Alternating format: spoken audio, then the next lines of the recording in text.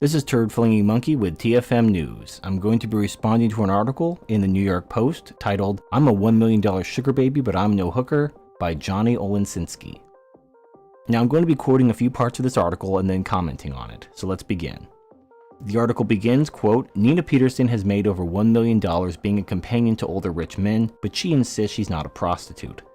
A sugar daddy invests in a woman that he feels has the potential to be an asset in his life," she told Bancroft. "A prostitute is not an asset."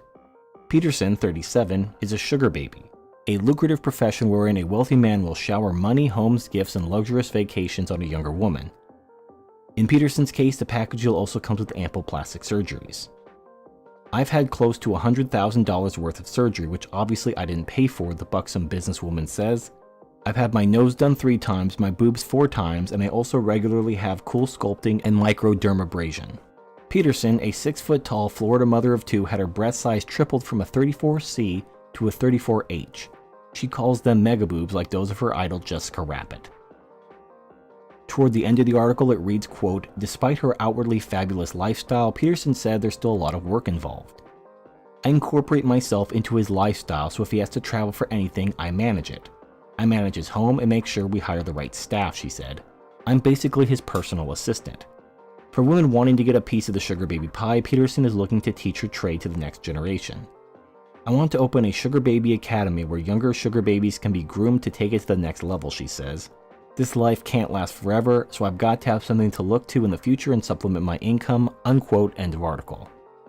So before we comment on the article proper, let's just get the obvious out of the way. When you look at pictures of this woman, she looks really weird. And the reason why is she has all this plastic surgeries to look like Jessica Rabbit. Now, looking like celebrity, like a real woman, like you see a lot of these women trying to look like Kim Kardashian, that's at least understandable. Trying to look like a cartoon character is really stupid. Because those proportions are meant to be exaggerated in the context of a cartoon. Real people aren't supposed to look like that.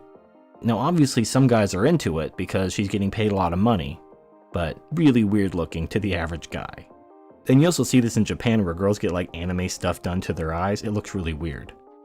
I mean, you'd have to be really into anime to look at a girl who's trying to look like an anime character and find that attractive, because she doesn't look like a human girl anymore. She looks like a cartoon. But different strokes for different folks. Alright, so now let's actually talk about the meat of the article. Now you're probably assuming that I'm going to tear into this woman. I'm going to call her just a hypergamous cunt and she's using these men and oh, it's so terrible and women are evil. But I'm not going to do that. You may actually be surprised by the angle I take on this article. Aside from looking like a weird freak of nature because she's trying to look like a cartoon character, I actually think this woman is a role model.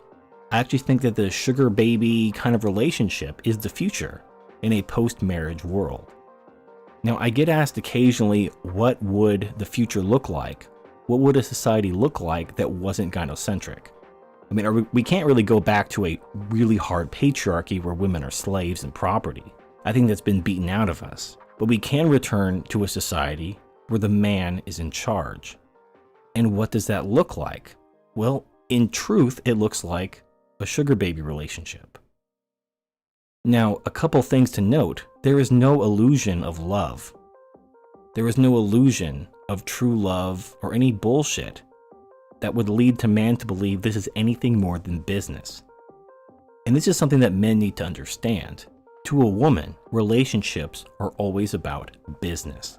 Unless she's just sport fucking, which she usually gets out of the way in her 20s. When she's young, dumb, and full of cum, she's just going around having sex with hot guys.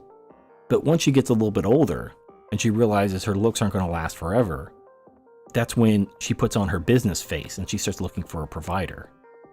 Almost all women do this, unless they're extremely rich celebrities or doctors or something like that, where they literally do not need a man's income. They're looking for a man who has a job and can provide for her. Not necessarily a millionaire, although a millionaire would be nice, but someone who will provide for them and their potential children. This is why when a man's on a date with a woman, she'll ask like, what does he do for a living? What are his plans? I mean, she's basically giving him a job interview. John the Other did a really good video about this a long time ago, talking about the female sorting algorithm, something along those lines. I'll find it and provide a link in the description. Anyway, the point is, to a woman, a relationship is about business. I mean, there may be emotions involved. She may care for you. But in the end, it's all about business. I demonstrated this in my video, She'll Never Love You Confirmed, where we had this couple, and the girl, after realizing that the guy wasn't going anywhere financially, fell out of love with him after a 2-year relationship. I mean, that's hypergamy, folks. We talk about it all the time. Now imagine a world where this knowledge was common, where men understood that women just don't love men, at least not in the way that men love women. When you read poetry or listen to love songs, that kind of selfless, forever love just doesn't exist to a woman. To a woman, love is about business. It's about trading their bodies, their vaginas, their sex for as much resources as possible. A sugar baby is a woman who basically auctioning off her relationship status. A sugar baby is basically a rent-a-girlfriend, or could possibly even be a rent-a-wife. She's auctioning off her relationship to a wealthy man who will provide for her. And the more attractive she is, the higher her price. And in a red pill world, in a post-marriage world, this would be the default status of relationships. Dating sites would look less like Tinder and Plenty of Fish and more like eBay, where women would post their qualifications, and dating would be more like a job interview for both sides, instead of the man coming to the woman and trying to impress her so that he can get into her pants. It would be a lot more open and honest. The man would say, okay, these are what I'm willing to give you, and these are the services I expect from you. And the woman can accept or walk away. And the portion of the article that really made this click was the portion where she talks about incorporating herself into his life, managing his house, helping him book his vacations, and being his personal assistant. Now, here's a quick question. In this relationship between this sugar baby and her employer, who is the focus of the relationship? Is it her? Or is it him? It's clearly him. He is the focus of the relationship. She's going out of her way to manage his household, to help him organize his vacations, to be his personal assistant. She is providing value to his life. And I've mentioned this in several videos. This is the problem. The problem with the modern woman in the gynocentric society is the woman is not expected to provide any value to the man's life. The man is expected to provide unlimited value to the woman's life, indeed sacrifice his life for the woman, for the children, and getting nothing in return. That's just standard. No care is given, no thought is given to the needs of the man, to what would make him happy, what would enhance his life. Now, in the absence of a contract between the state, i.e. marriage, when a man could walk away, the only way a woman could keep him from walking away is to provide value to his life. You know, in animals, where there are no governments or marriage or religions, animals form families, and they form families on the basis of mutual benefit. As long as both parties are better off together than separately, the relationship continues. But there's nothing keeping them together. They stay due to mutual benefit. And perhaps the woman finds a better deal and she leaves. Maybe the man finds a better deal and he leaves. Such is life. I mean, marriage hasn't stopped that. All the bullshit rituals and vows haven't stopped women from taking better deals and leaving their husbands. It's just given men a false sense of security, thinking that, okay, I have this woman for life, quote unquote, and I don't have to worry about her leaving me because we're married and she's taken these vows. But in a business relationship, you have your eyes open. You understand that I'm the employer. I'm hiring this sugar baby, and she's going to provide certain services to me, sexual and otherwise.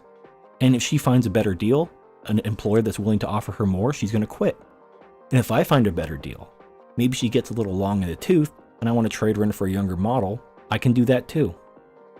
And in regards to compensation, I think it has more to do with the value that the woman provides to the man.